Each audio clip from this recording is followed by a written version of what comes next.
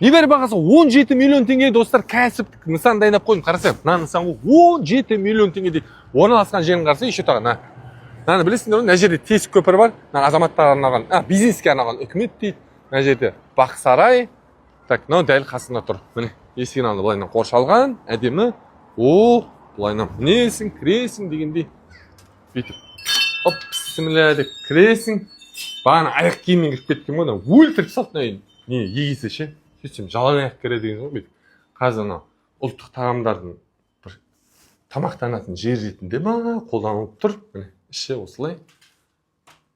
Тәпішкімен ұрды ғой басымнан. Мына жағында міне. Черный вход десең болады. Бандиттер кіріп атса, короче, бүйтесің, мына жақта кірді. Гоу! Шығып кетесің. Мына жақта ас бөлмесі. Мына жерде дайындайсың. Там туда-сюда. Короче, өзің білесің. Бәрін түсіндіре беретінді, кішкентай бала емессіңдер ғой енді. Ладно. 17 миллионға әдемі кәсіптің нысан.